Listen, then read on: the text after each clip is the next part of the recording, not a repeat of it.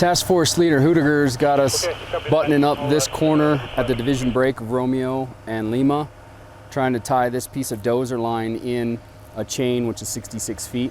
Mopping up, which means taking out all the heat, chasing smokes, making sure it's out 66 feet in from the line. We work methodically from our start point to our end point, making sure the fire is at least out from the line in 66 feet. Copy that. There's several phases to mop up. One is just to kind of hit the hot spots that you see and move along the line.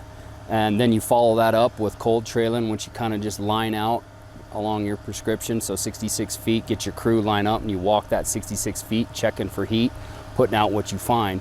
And then the very last stage would be called gridding, where you line out your crews and you move at a very slow pace and you ensure that you get your hands on just about every square foot. Cold trailing, it's just a technique that it's slow moving, it's not fast. It's usually along the line after the main fire is passed or when the main fire is done and we're walking along the black. We'll use thermal imaging cameras even to spot heat that still remains that you can't see.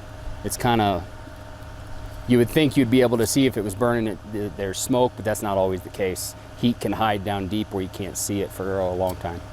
We've got about 2,500 feet of progressive hose, an 1.5 inch trunk line. It goes from here to our end goal on the creek on the other side, where there's another pump that's supplying another progressive line on the west side. We're pumping it with our Type 4 engine.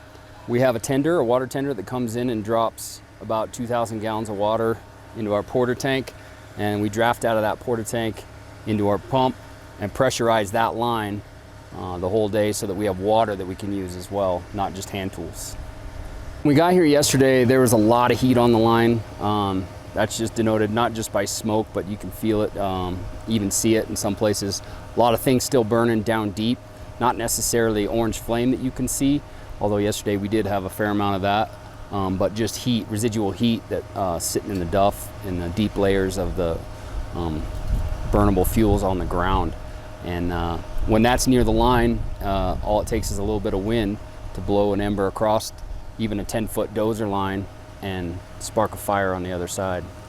Our goal is to make sure that there's no embers within our prescription, which is 66 feet today, one chain, that could possibly blow across the line.